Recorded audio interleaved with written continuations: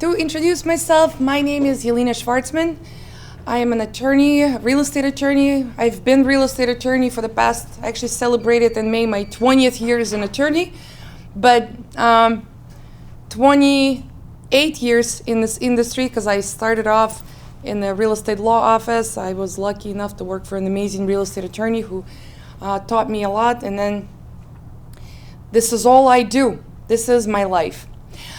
Today, another fun topic. I mean, given the market, given the craziness of what's going on, I feel like we need to talk about the contract. And no, I'm not going to teach you how to fill in the blanks. We're going to talk about issues of not filling the blanks, or maybe some of the blanks that do need to be filled in and how, but mostly we'll talk about issues. I know there is a run for a perfect offer. Most of you want your contracts to look amazing, for your offers to look appealing to the seller. I know we're going through this weird stage where I see a lot of waivers of inspections. I see a lot of waivers of appraisal. I see a lot of going over asking price, and sometimes it's significantly going over asking price. But when you give an offer and you're trying to make it as pretty as possible for the seller, and the seller, when they evaluate those offers, and when you evaluate these offers with your sellers, you need to understand what is happening and what to expect. Because I always say the closing is a wedding. I always say it, and everything else before the closing is a preparation. So you want it for our client, seller or buyer, to be perfect, to go as smoothly as possible. And when the actual closing happens, we want a happy client, because just like you, I also, my business is built on referrals. We want to make sure that we get a good word and we have somebody who's happy with what we did for them. All right, well, let's start. My information will appear throughout the class. It's easy to find me. I respond to emails, texts, calls. For you, I also added, for you agents, please don't release my phone number to clients, but I did put my cell phone number just in case. I know in this craziness, you sometimes need an answer right away. Call me or text me. I will respond. I will try to be available. Okay, so in the packets that you have in front of you, I include the copy of the contract. I wasn't sure what's easier to follow, and those online, maybe if you do have a contract in front of you, that would be easy. I always talk about page 1, and you would think, okay, buyer, seller, property address, what can be the issue? Well, the issue is that a lot of you, and especially those that have been in this industry for decades, are used to putting seller as owner of record. And this is no longer, it's not allowed. Lenders want us to have seller's name spelled out. But you probably all know that. But now, another issue comes up is with the buyers. Let's say you've been searching for a home with the wife, but she is going on title with the husband.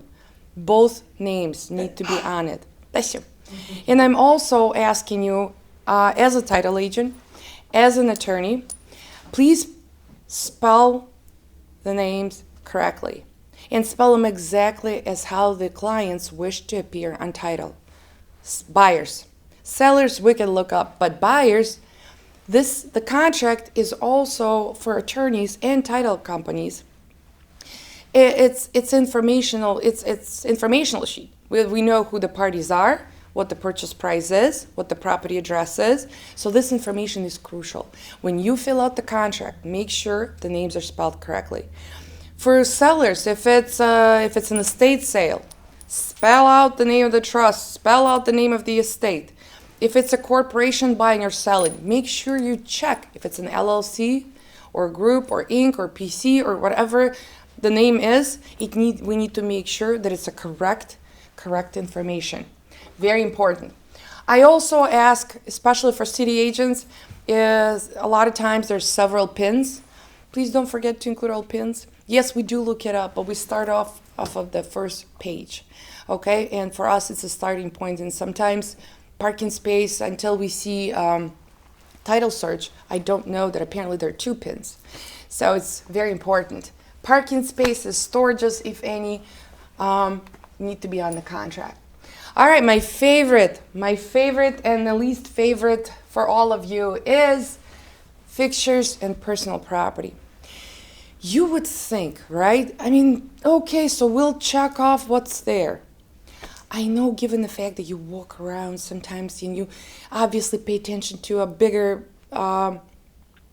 items within the property, maybe how many bedrooms, or you don't pay attention to these little fixtures, personal properties. But sometimes they're so dear to sellers or so important to buyers that it becomes a huge issue when right before the wedding day, right before the closing, okay? And it causes a lot of issues, and it leaves just a bad aftertaste if we don't deal with this in the very beginning, okay? So I've been told, some agents actually have the first page with them and they check it off. If they see that their buyer is interested in the property, they put check marks by the personal property right there. And for me personally, be as specific as possible. If there are 2 refrigerators, put 2. If you're expecting to receive a wine cooler, please include that as well. Smart appliances such as Ring, cameras, Nest, etc. I've had, oh my goodness, how many issues I've had where seller would replace a Nest thermostat with the regular. We don't want, if this is so important for the seller to keep, the seller should go through the list, right? When they initial and sign this contract. And the reason why I think the agents are the ones who need to pay attention to this, because I know we send our clients the offer and the contract to sign through DocuSign or .loop or whatever. It's all electronic now. Even if the seller notices certain mistakes, they may not have the ability to change anything and then forget to tell you. Buyers, I cannot tell you how many times MLS would advertise one thing, but it would never make it to the contract. And MLS is just an advertisement. If you did not transfer what's expected to the contract, it's an issue. You have an unhappy client, and then I cannot tell you how many times I've seen my agents come out, and buy a wine cooler or replace certain curtains or try to somehow compensate for what never made it to the contract or didn't make it to the contract correctly. So, very important. Issues constantly. MLS does not confirm transfer of personal property, and I say it all the time. Please make sure. For my agents, I try to be the backup, and I always ask for the MLS sheet to be sent to me, and I compare. But depending on who you work with, pay attention. All right, purchase price and closing cost credit. Closing cost credits, and nowadays with the financing, paragraph 4A, right above the earnest money. Closing cost credit, before you put in the closing cost credit, and usually it's done to help the buyer to cover the cost of closing. And the way it's done, a lot of times the buyer adds to the purchase price and then wants to finance it, basically. It needs help covering the closing costs. And what I've seen is if the closing cost is not run by the lender, the amount, at closing, the lender can say, hey, you don't have enough closing costs. And the contract specifically states that if you don't have enough closing costs to cover, we're going to lower the credit, and the seller does not legally obligate it. He doesn't have to give it to you. If, let's say, you negotiated $10,000 credit, you increase the price by $10,000 and wants the $10,000 to cover closing costs, and at the end of the day, the seller says we're only allowing $7,000, your buyer right at the closing table lost $3,000. Okay? Now, I also see a lot of TBD in the closing date. Please don't do it. I know you're trying to make your offer be more appealing to the seller, give them the flexibility of close whenever, we just want your property, TBD. And then obviously, again, since everything is signed electronically, the closing date never gets settled on. We want the closing date to be inserted. We all want to have a finish line. We need to know, all of us, how many people involved in the real estate transaction. Oh my God. Just in my office, there's 5 people behind me. Then a listing agent, their office, the selling office, just the agents. Then you get the lender involved, and the title companies, then the other side counsel and his office. And we all need to know when the closing should happen. At least a shooting date. We could always change it, but we need to shoot for a date. Why? If it's a condo, we need to make sure we have all the closing letters, association letters ready. If it's a property, we need the survey ready. And again, in this market, sometimes I can get a survey in a couple of days, but sometimes it takes 10 days, 10 business days. And we have a problem if we wait until the last minute to decide on when we want to close. So there's a lot of preparation going on, and we want to have a smooth closing and a happy client. So it's very important. With financing, again, we try to make the offers appealing, right? We put 80% down, 20% down, 80% financing, conventional loan, when in fact your client does not qualify for that. And in fact, they applied for FHA loan and they're putting 3% down, and they need 2 appraisals now done. And at the end of the day, if everything works out, good.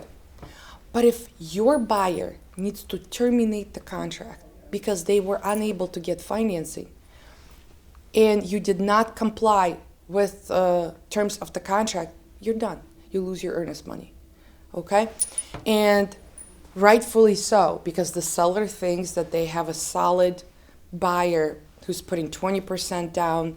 The appraisal issue is a lesser issue, right? But when it's an FHA does their own appraisals. And what if there's, this is an as-is and a waiver of inspection kind of a transaction, but the FHA requires certain things to be repaired, and then it's a surprise for the seller. So don't do it. It's an easy way to lose earnest money. I think that the seller needs to know in advance. It's fair to the seller and it's less stressful to the buyer. It is less appealing, but at least you know that this seller will not throw you out of the contract once they find out it's an FHA. And if you do need to terminate this contract, at least your buyer gets their earnest money back. Prorations, that's another one. Causes lots of issues. It used to be the norm. 105 everywhere else, 110 in Cook County, but please be careful. I say, as much as I hate TBD or blank spaces, well, we don't leave blanks, but for tax preparations, I think TBD is appropriate nowadays because we, attorneys, we look at history of assessed values, we look at exemptions, we look at the next reassessment, we evaluate the price versus what the assessor has, and it gives us a clear, much clearer picture than just a 105 or 110 based on the previous year. We do a little more, or a lot more if necessary, if we're close to the assessment, or maybe new assessed value is out, or maybe seller didn't apply for certain exemptions. We will protect both. It's a, tax preparations is not intended to make money. It's intended to be fair because the taxes are paid in arrears, and we don't want the buyer to pay out of pocket for the seller's responsibility of the taxes. Now, big one is the association. Association fees, a lot of times listing agents don't check what the actual assessments are. They clone the previous listing, and I don't know if you're able to do that to this day, but it used to be the norm. Or sometimes seller round it up And honestly, I can't blame the sellers for not remembering exactly how much the assessments are, because I pay all of my bills on auto pay, and a lot of people's do now too. And you just, if you live there for years, you may not even remember. But sometimes they're off by $10 for $20 or even more. And you would think, 20 bucks. But for some buyers, it does matter. First of all, they may no longer qualify for the loan because of the costs, okay? Or it would just make financial hardship for them. They weren't expecting to have a $500 assessment. They were hoping, they gave a contract based on the fact that it was $430, okay? So, deal breakers. And at the end of the day, when we get the paid assessment letter, and if some lawyers wait until the last minute to order HOA documents, and we don't know that the assessments actually went up significantly, and notify the buyer about it, and make them decide, and if we have to deal with it at the closing. How do we deal with it at the closing? If the buyer wants to deal with these and still wants to close with this HOA, we penalize the seller. The seller will have to come up and with the difference for the next 2 years and give us a credit, which is another issue in itself, but it becomes a problem. So please, do a little more on checking what the assessments are. They create a lot of issues, again, at the closing. Now, we're not going to talk in detail about attorney review. Our job, we just know that we have to look at the contract, review the contract, and make all the modifications within the first 5 business days. But we will talk about inspection, okay? Please prepare your clients for inspections. Please educate them on what's a major issue, what to expect, okay? Inspectors are, they have to show you everything. It's their job. Their job is to show everything that's wrong or possibly will be wrong soon with the house. But if your client goes in with an understanding that this is not a new home, it will require maintenance, it will require some of the repairs, and obviously, because you're all amazing agents, the price reflects the condition, right? That we have to concentrate on major items. We have to concentrate on something that you, with your eyes, would not be able to say that, oh, I see that something doesn't work, okay? So they need to make sure. Obviously, you have the inspector line up. Hopefully you trust this inspector to explain, and maybe sometimes some of them are even can give an approximate estimate of what it would cost. And it comes the buyer down to say, okay, well, if it's only $500, we're okay. We understand this is an as-is, or maybe it's just a small item that we're willing to take care of. All right.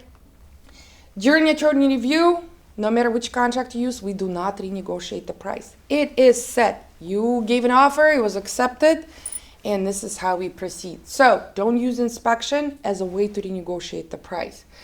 And another. And now it doesn't happen between the attorneys, but I still see that some of the agents exchange the inspection report. Be very careful. I know inspection reports have way more description of more detailed explanation of what the issue is, sometimes even pictures or videos, and they are super helpful for the seller to understand what the issue is. But through lawyers, we could sometimes, send just the problem that we want the seller to address, not the whole report. And when you are on the sell side, you don't want to see it. And why? This was added to the contract for disclosure purposes. Hey, if we're negotiating the credit, we're done. We don't know. If we are doing a repair, ask me specifically, what is it that you want the seller to address? And we will deal with it. If I don't know where this issue is, let's say, we need the vent outside. Okay, which vent? Then you send me an inspection report. Or this fifth window has a cracked glass. Okay, if I can't find it, I will ask you to send me a page in the report or maybe a picture and tell me where it is. Yeah. if it's being purchased as is, how does that affect the inspection? Do not send a report, especially if it says is. The as-is provision, and we'll talk about it, it allows you to do all of your inspections to know what is it that you're buying, what issues you will have to address now or in the nearest future. That's just it. It doesn't change the fact that the seller doesn't want to know, and the buyer should not send them unless it's requested. Some sellers do want to see the inspection report. But, mold, radon, everything that you have to redisclose to the next buyer, if you will not agree on the credit or repair, now you are notified of a mold or radon. Okay, inspections must be completed by professionals. Please share only with sellers if they request. Minor repairs and cosmetic are excluded. Concentrate on major items. Repair requests, credit requests, or must be done within the first 5 business days. We have 5 additional business days to reach an agreement, so don't panic. We have time. We will, if there's a seller who wants to sell and the buyer wants to buy, we will reach an agreement. And if we don't ask for anything, consider it waived. Once if we didn't ask for anything within the first 5 business days, the seller can safely exhale. No repairs or credits are asked for. Repairs versus credit. I love to talk about it because I'm a big fan of credits. Only because I love happy closings, happy people at closings. If we have repairs, it's a constant issue. First of all, the seller is selling this home. It will no longer be their home. So it's possible they're going to look for the cheapest contractors, cheapest materials. It may not be to the buyer's satisfaction. Okay? Timing. Also, it's been crazy. People offer faster closings just to get under contract. And for the sellers, it may be very difficult to find a tradesman to do the repairs. Okay, receipts. We constantly hunt for receipts before the walkthrough because there's certain items, certain repairs you cannot see at the walkthrough. You want a receipt that it was done to know that it was done. Okay, sometimes it's something between the walls or in the attic or somewhere that we just cannot see it at the walkthrough. And the receipts and if it's not done to the buyer's satisfaction, they're walkthrough issues. And we sit there for hours trying to convince the seller that, no, this is not the way I was hoping it was done. I have to tell you that I've had radon mitigation system installed so idiotically that I couldn't, and I represented the seller. I just couldn't believe they even let him do that. Right, almost like there was a small hallway, and they installed this pipe almost in the middle, 1/3 into the hallway, and you couldn't even fully open the door. $900 just to, they paid $2,500 for radon mitigation. And we had to give the buyer a credit because I was surprised that a company would, another almost $1,000 to move it to a different place. So they just hired someone fast, and they weren't home when the radon mitigation system was installed. They were shocked as well. And then it cost another $1,000 to move it. So I'm a big advocate for the repair credits. It's just the buyer knows that this is now his responsibility. He could choose his own contractors, choose his own materials, even upgrade what he wants, and move on. The only issue with credits, okay, depending on how big of an issue is, we need to make sure that the lender is involved, that the lender knows of the credit. And you know how we always sign addendums where we switch repair credits to closing cost credits. And again, we run into the same issue as we talked about on page 1 of the contract, closing cost credit. We need to make sure that the lender will allow it. Okay, so as soon as we agree on the repair credit, we sign an addendum, we turn the repair credit into a closing cost credit, and we send it off to the lender right away, because the lender needs to know right in the beginning of transaction that there's a credit of $5, $6, $10,000 is coming. Okay, so it's super important, and all credits need to be approved by the buyer's lender. And now more than ever, I'm used to as-is provisions, which again, now I'm convinced that it's a myth. But waiver of inspections, no inspections whatsoever. You walk through the property, you fell in love, and you're buying it, no matter what. Even if something doesn't work, hopefully you checked at the time you decided to give an offer. But if anything discovered later, what you see is what you get. Okay? And with the waiver of inspection, you cannot go in with inspector. You cannot go in with the contractor.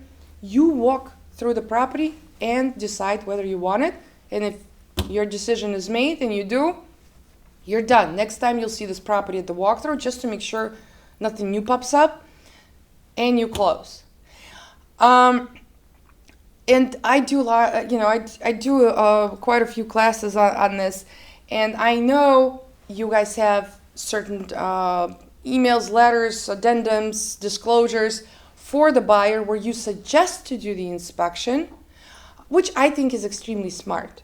Yes, you want to suggest to do the inspection, do the as-is, at least that you give yourself a chance to walk away if you find something major wrong with the property.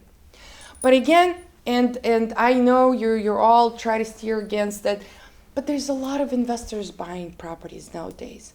A lot of contractors are buying to flip properties, and I think in certain situations it's okay to waive if you know that the price is right and you know that whatever is in this property you could fix, you can address, and nothing major, you know, all the major components, you turn on the AC, I don't know what else, the fireplace works, and, it's a nice place that you could either love the way it is or can fix it up without an issue, go for it. Okay, I think as long as your buyer knows the consequences, okay, and goes through with it, okay, but do give them a disclosure that you do suggest to walk through the property. You're not an inspector, even though many of us already know how to solve so many issues with the house. Even based on what we deal with, but still, give them a chance to rethink and still do the inspections. But if they do decide to waive, okay, then be it. All right, my favorite, paragraph 22 of the contract, seller's representations. And I have to tell you, lines 297 through 303. These provisions, these representations survive closing. So, my dot loop or DocuSign users, I know when you give offers, and I always have to fight with my agents during these classes, because when the buyer's agent gives an offer, okay, the buyer has to initial lines 297 through 303, right? But what else the buyer's agents do? They check off the boxes for the seller. And I suggest to stop it. Why? First of all, the buyers, we cannot represent. These are sellers' representations. Yes, we have to counter initial, but these are sellers' representations. I know you want to click not for the seller, but what if it's wrong? What if? And again, it goes electronically and the seller may not have a chance to change it, then they forget about it, and the lawyers don't know or didn't do enough research, and something happens post-closing. We have a lawsuit, okay? Because the seller's representations throughout line 297 and 303, they survived the closing, okay? And on top of it, what I also I'll suggest to even leave them blank, buyer agents. Leave them blank. Let the seller check off the appropriate box. And you know what? Even if it's missed at the time the offer is signed, I'm okay with that too. Because we lawyers, we will direct attention to that. And we're gonna say, hey seller, make these representations. What's the correct box we have to check? Are there any improvements? Are you in a special service area? Is there an additional amount that you pay per year, per quarterly or whatever, or for roads, or is it added in the tax bill? Hey seller, you answer. Okay? Don't answer for the seller. And I think it's the biggest mistake that buyer agents do. I mean, I know you try to make it as easy as possible and as fast as possible, and especially in this crazy market. But do think of that. I mean, this is a lawsuit that can possibly happen. Okay, optional provisions, and we'll talk about some of them. Optional provisions are widely used now, but if they're not initialed by all parties, they're not part of the contract. How many tiers have I had on the home warranty? You give an offer.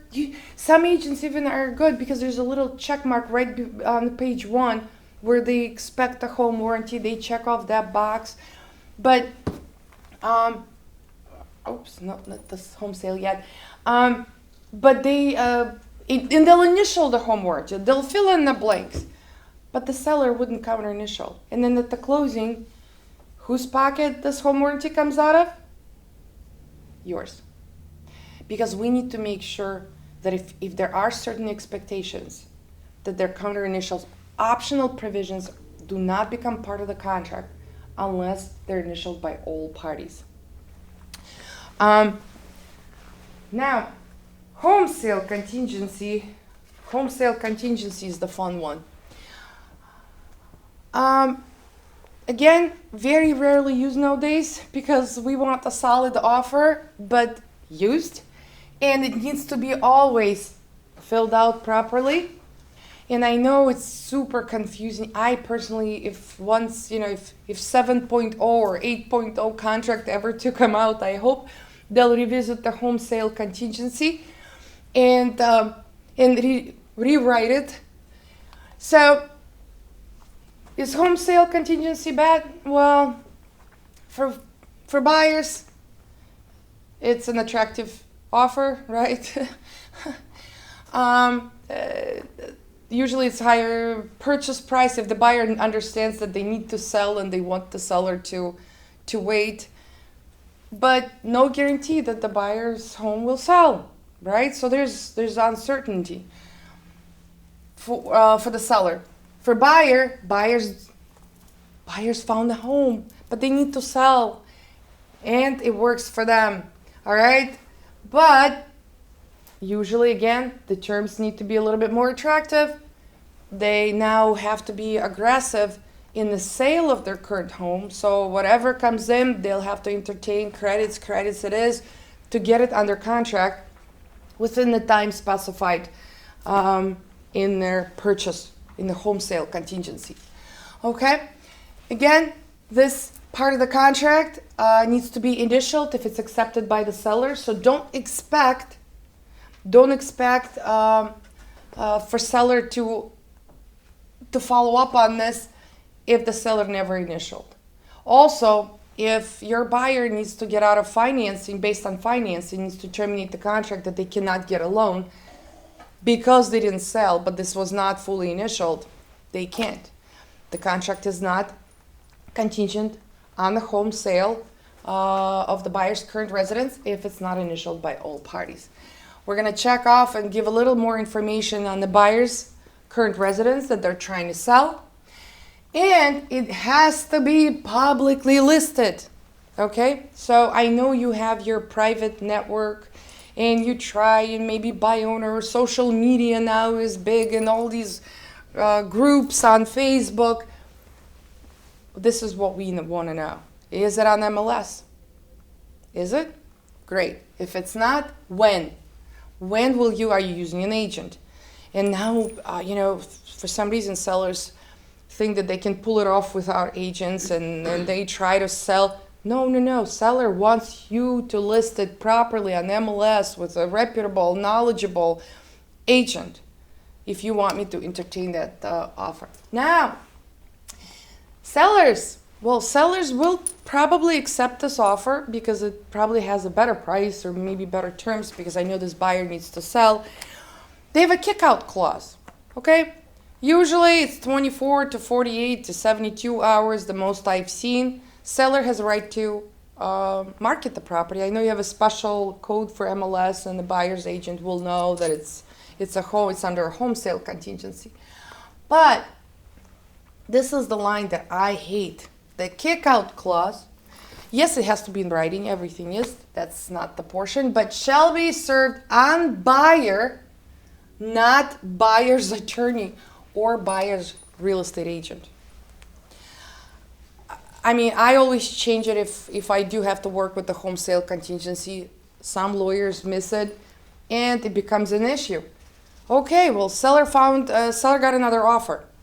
They have to give me a notice, and the buyer has to decide. But you and me don't know about it, because the contract requires the notice to go to the buyer. And again, we're going to talk about page 13, where we want all the information completed. Why? To find the buyer. Okay? And then what if it's me? I mean, it becomes an issue. Well, I mailed it or I emailed it, but buyer never got it. If we want to have a solid deal, we tweak this. And we want to make sure that we're not just courtesy copies, that they must give notice to you and me. Because we're always, and I know it, we're always with the phone, we're always check our emails, we check our texts, and we will know when that 24 to 72 hours begin. So we could work with our client on making a decision to waive and proceed, or pass on this property and move on to something else, hopefully. All right? So we have right to waive, we have right to proceed, and we have to serve it, serve notice, proper notice as it states in the contract. Hopefully you saw the language. All right. What I also hate is buyers are given time frame to sell their home. So we say 2 weeks, let's say, to get under contract, and another 2 weeks to do the closing, right? We have to, in this contract, the way it's written, and what I've noticed, 60% of lawyers didn't read this in detail, and probably 90% of agents didn't read this in detail. But if notice is not given, okay, you deem to have waived all contingencies, A and B. It means you're proceeding. So if you got under contract and you did not serve a notice to the other side, okay, you waived it. All contingencies. I know. Hopefully next time they will work on this as well, because there are 2 dates. One to get under contract, 30A, and another one is to close. And if any of these things don't happen, the buyer can walk away. Okay. Home warranty, we talked about it. You are not getting a home warranty if it wasn't initialed. So just because you checked off the box on the first page under under the parties, it's not going to get your home warranty. So please make sure if that's the expectation. If the property is on well or septic, please initial it. It can be an expensive item. I don't know whether the property has a well, and I will not be able to back you up. I mean, unless I know the area. I know certain, like Lone Grove, Riverwoods, there's a lot of properties with wells, and I will look into it. But I've been shocked where some of the towns where I would never expect to have well water, and they do. So if you know it, please let me know.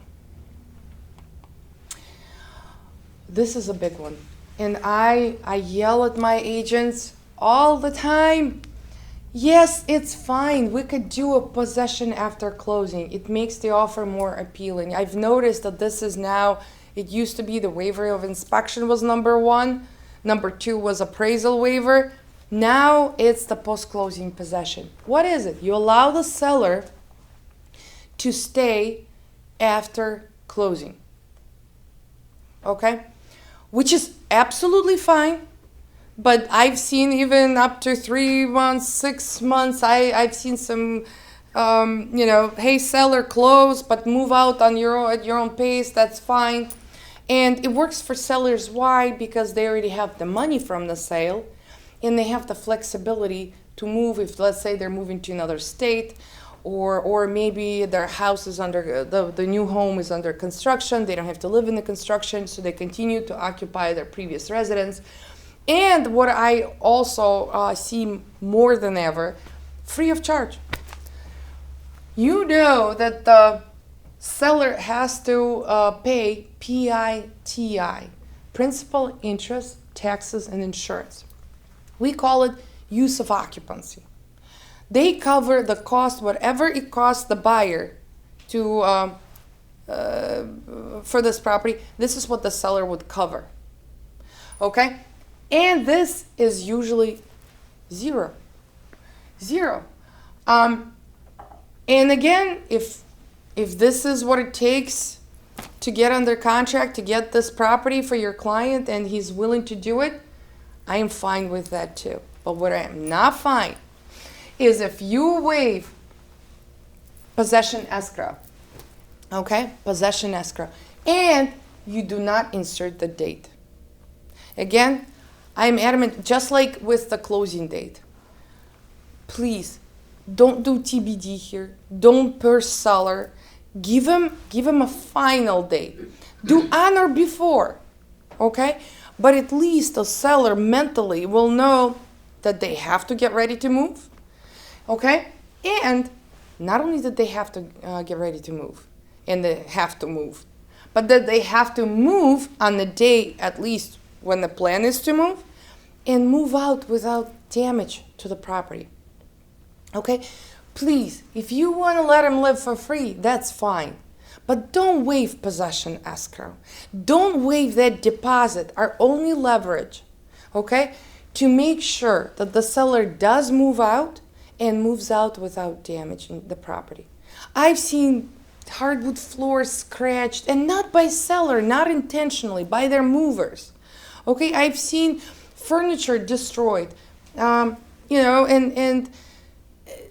if we don't have any leverage, if we don't have anything, it's up to, that's it. Seller will move out, hopefully on the day that they say you move out. I mean, for me, move is an extremely stressful process, okay? And I think that even as a buyer, you have to be prepared to move, right? You plan a day, you plan movers, you need to know when your stuff is all in boxes. Okay, if you don't have the date, it's a problem, okay? So, and the seller mentally also needs to understand that this free living is not going to last forever, right? And that they do have something to lose if they don't supervise their movers. So this is very important. Possession escrow and the date. Okay, and you will have that in your packets on what I think is extremely important. And this is not a landlord-tenant relationship, and it even says at the bottom of that paragraph. And what it means is, no, you're not going to have to go and file eviction to get the seller out. Still may not be easy, maybe not even without a lawsuit, but definitely not through a lengthy and costly eviction process. Okay. We talked about the waiver of inspection, and we will talk about as is. As is. So it's paragraph 36, and page 12 of the contract. And what is as is? As is you are buying the property the way it is. If waiver of inspection is what you see is what you get, but without even going into detail, as is allows your buyer to do whatever inspections they want. Whatever tradesman can come in. and evaluate. If it's a roof, you think that there's an issue with the roof, you can definitely inspect the roof. You can inspect plumbing, electrical, whatever is important to you. But it does not allow you to ask the seller to make repairs or provide credits in a perfect world. Reality is buyers still do ask, and the reality is that the sellers still do and open certain issues for discussion because they understand that if it's not this buyer, it's going to be the next buyer who will find the same problem. Okay, if there's no disclosure issues, and we don't have to now address the problem, right? But again, it's all about you and me educating our clients on what can and cannot be asked for. I mean, honestly, I give in if it's health and safety issues, radon, mold, if family moves in. But I will, even though it's the safety of GFCI outlets, if it's a $40 item, just talk to your buyers and see if maybe they can reevaluate on their requests and everything else, and make this, again, as is as is. And agents, no, you do not have to initial as is if you're waiving inspection. Okay, it kind of contradicts because one allows to do any inspections and the other one completely waives them. So it's either paragraph 11 or paragraph 36. You don't need to do both. No, it does not allow you to do these inspections. Mm-hmm. If it happens, like, so if what is as it is, and the buyer decides to do the inspection, and there's like issues, and then you present to the seller, and so the seller is the one who can say, okay, I will, even if as it is, if he accepts to do some repairs and stuff like that. But if it is, that's when the buyer can decide either they want to yes. the property or they do not want to. Absolutely. Thank you. Yes. So the waiver of inspection, you cannot terminate the contract and walk away based on what you found is wrong with the home. As is, if the seller does not want to address it and it's truly as is, but you found something that just does not, just don't want it, okay? Not reflected in the price, you did not expect it, you want to terminate the deal, under as is you can. But again, most sellers for these appealing, pretty offers, they want to see a waiver now. It's kind of unexpected. It used to be, expected as is if you really want the property.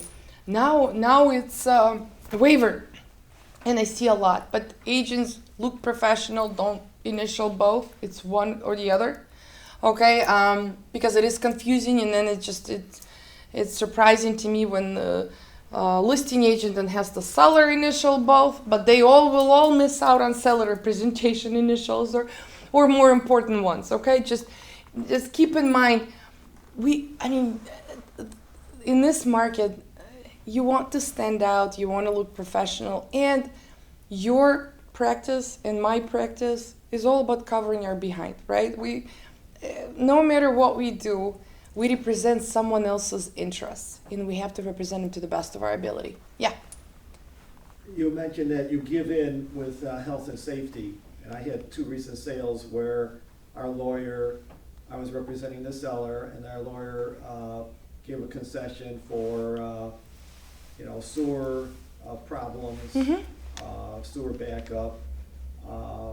The other one was general, like health and safety. But if they sign as is, why, tell me why the lawyers would give in for health and safety. You know what? I wouldn't if I didn't have to. I guess I didn't phrase it right. I give in, I understand. Because let's say I'm buying this property, I love it. Okay, but I cannot, I'm not a plumber, drain and sewer specialist. I cannot get it. I don't know that there's a huge $10,000 issue with the sewer. Okay, I gave an attractive offer as it is. If I just love this property, but this another $10,000 really, expense, and that's on top of all the minor issues that I will have to address. Maybe an issue. Radon, I cannot. Okay, but I decided as is. I decided to do a radon, and it's going through the roof. Okay, and I have 2 children, and I'm moving into this home. I don't want it. I mean, no mold.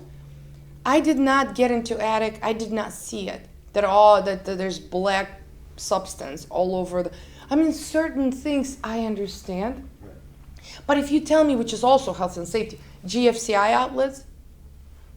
Okay, even I can find them in Home Depot and Right. change them, right? So certain things, but I have these conversations with my buyers. I'm like, okay, let's just hold on. How badly, my first question, how badly do you want this home? That's right. Okay? Before that, I called my agent, hey, listen, was this tough to get under contract? She's like, yes, they love it. And now I said, well, I have a laundry list of inspection items that they want. And if I'm the seller, I always, in order for me, that's how I negotiate it in life as well. I put myself in the shoes of who I'm negotiating against, right? And if I'm the seller, I see it says this, good price, 20% down. I have this attractive, solid offer. I don't want to see a laundry list. I mean, to me, it just looks bad. Okay?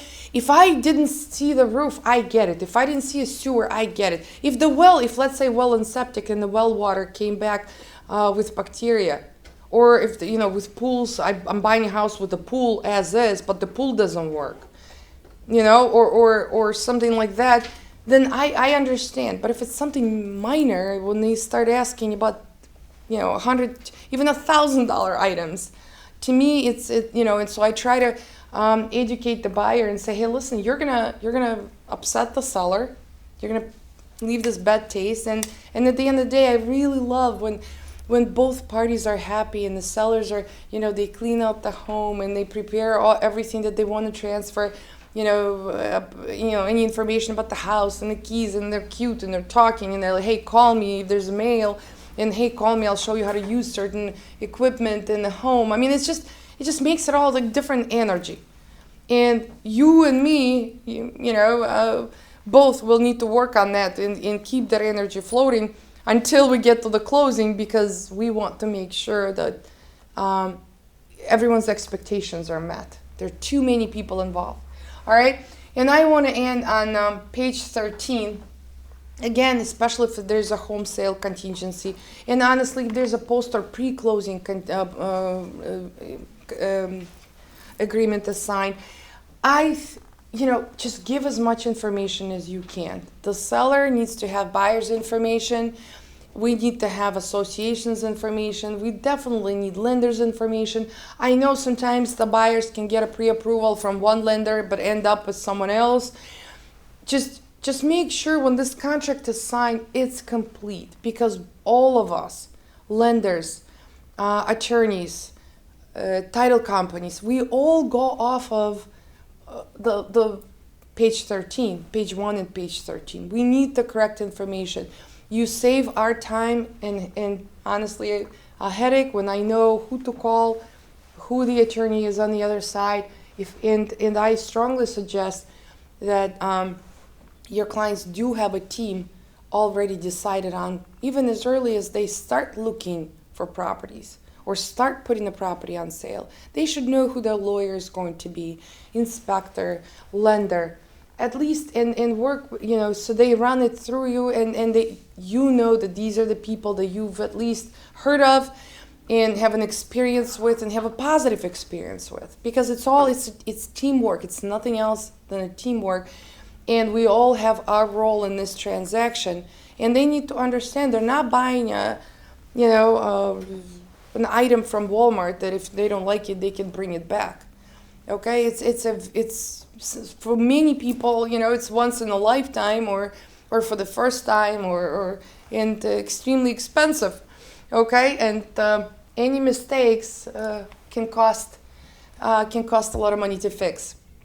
And most importantly, that it's an unpleasant experience for all of us that do try to keep this transaction going. So choose your team wisely and have a strong backup, because we all make mistakes, and it's always nice when there's somebody behind me to tell me, hey, listen, remember, I want that theater equipment included. I forgot to copy it from the MLS. I'm like, yes. Or we need to add the wife to the contract because she's now going to be on the mortgage, or she's just going to title. Yes, thank you. I need the spelling of the wife's name. So we all need to work as a team. And the lenders and, good lender is hard to find, but once you work with someone and have an experience, suggest them. And inspectors, same thing. There are inspectors that very thorough but do not know how to explain certain things, and they scare the buyer and cause a transaction to fall apart. So it's nice to have somebody that you trust, that you can suggest. And I would love to work with you. My information is on the screen. If there's ever anything, even if it is not my transaction, you just want a second opinion, or maybe another brain to use. A lot of times I may have, I've been through everything and anything in this industry. I was even a short sale processing department, not a law firm, from 2007 to 2011. So any issues, I can at least be a good asset to all of you. If there's anything in this industry, be it a surveyor or any suggestions, any vendor, contractors, plumbers, surveyors, anyone that you can think of in this industry. And I'm lucky to work with reputable title companies, and throughout these decades I became friends, and they're my work family, and they will always help and always suggest a proper way of dealing with issues if I need someone's opinion or assistance as well. Okay, so reach out to me. I'll be happy to work with you.